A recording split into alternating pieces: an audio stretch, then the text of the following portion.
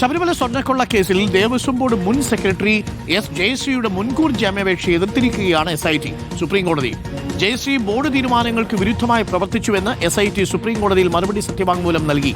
ജയശ്രീയെ കസ്റ്റഡിയിലെടുത്ത് ചോദ്യം ചെയ്യേണ്ടത് അനിവാര്യമെന്നും SIT വ്യക്തമാക്കി.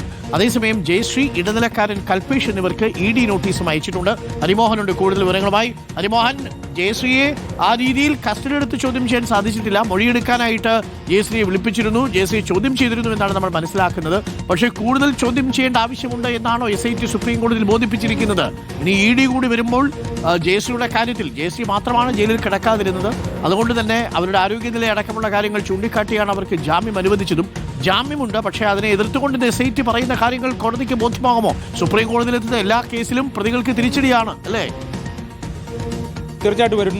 സുപ്രീം കോടതിയിൽ എല്ലാ പ്രതികൾക്കും തിരിച്ചടി ലഭിച്ചിട്ടുണ്ട്. അതുപോലെ തന്നെ ഈ കേസിൽ ഏറ്റവും നിർണായക കണ്ണിയാണ് ദേവസ്വം സെക്രട്ടറി ആയിരുന്ന എസ് ജയശ്രീ എന്നുള്ളത് കൊണ്ട് തന്നെ സുപ്രീം കോടതിയിൽ നിന്ന് മറ്റൊരു വിധി ഉണ്ടാകാനുള്ള സാധ്യത വളരെ കുറവാണ്. പക്ഷേ അതേസമയം തന്നെ ജയശ്രീയുടെ കാര്യത്തിൽ SITയെ സംബന്ധിച്ച് ഇപ്പോഴും കുറേയധികം പ്രശ്നങ്ങളുണ്ട്. കാരണം ജയശ്രീയെ കൃത്യമായി കസ്റ്റഡിയിൽ ലഭിച്ചിട്ടില്ല, അല്ലെങ്കിൽ കസ്റ്റഡിയിൽ വെച്ച് ചോദ്യം ചെയ്യാൻ സാധിച്ചിട്ടില്ല. ആകെ 2 ദിവസം, അതായത് ജനുവരി 8-നും 9-നും മാത്രമാണ് ജയശ്രീയെ മുൻപിൽ ലഭിച്ചിട്ടുള്ളത്. അതും ഹൈക്കോടതിയുടെ നിർദ്ദേശപ്രകാരം ഈ ആരോഗ്യ പ്രശ്നങ്ങൾ മുൻനിർത്തി ജയശ്രീയോട് ഹാജരാകാൻ ആവശ്യപ്പെടുകയായിരുന്നു. പക്ഷേ ഏതാനും ചുരുങ്ങിയ ചില മണിക്കൂറുകൾ മാത്രമാണ് ജയശ്രീ SITയുടെ ഓഫീസിലെത്തുകയും അവിടെ നിന്ന് ഏറ്റവും വളരെ അത്യാവശ്യപ്പെട്ട കാര്യങ്ങൾ മാത്രം ചോദിച്ചറിഞ്ഞ് ഈ ആരോഗ്യ പ്രശ്നങ്ങൾ മുൻനിർത്തി ജയശ്രീയെ വിട്ടയക്കുകയായിരുന്നു.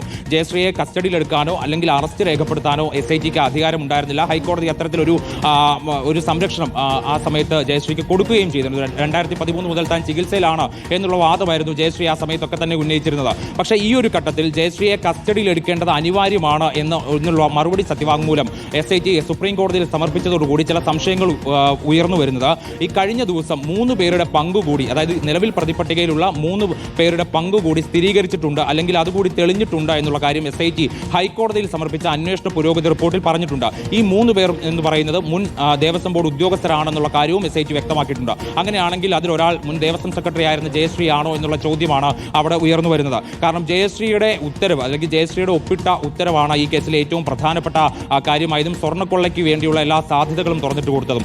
എവിടെയൊക്കെ ഫയൽ നീക്കം നടന്നാലും ദേവസ്വം ബോർഡ് എന്ത് തീരുമാനമെടുത്താലും ദേവസ്വം സെക്രട്ടറി ഒപ്പിട്ട് ഒരു ഉത്തരവിറക്കാതെ ശബരിമലയിൽ നിന്ന് ഒന്നും കൊണ്ടുപോകാൻ സാധിക്കില്ല എന്നുള്ളതാണ്. ഈ ദ്വാരപാലക പാളികൾ കൊണ്ടുപോകാൻ വേണ്ടി ഉണ്ണികൃഷ്ണൻ പോറ്റിക്ക് സാധിച്ചത് തന്നെ ദേവസ്വം സെക്രട്ടറിയുടെ ഈ ഉത്തരവാണ്. അത് ആരുടെയെങ്കിലും നിർദ്ദേശപ്രകാരമാണോ, അല്ലെങ്കിൽ ഈ ക്രിമിനൽ ഗൂഢാലോചനയുടെ ഭാഗമായി ജയശ്രീ ഉണ്ണികൃഷ്ണൻ പോറ്റിക്കൊപ്പം പ്രവർത്തിച്ചിട്ടുണ്ടോ തുടങ്ങിയ കാര്യങ്ങളിലൊക്കെയാണ് ഇനിയിപ്പോൾ വ്യക്തത വേണ്ടത്. അതുകൊണ്ട് തന്നെയാണ് ജയശ്രീയെ കസ്റ്റഡിയിൽ വേണമെന്നുള്ള ആവശ്യം SIT ഉന്നയിക്കുന്നത്. Thank you. ഹരിയാണ് വിവരങ്ങൾ നൽകിയത്.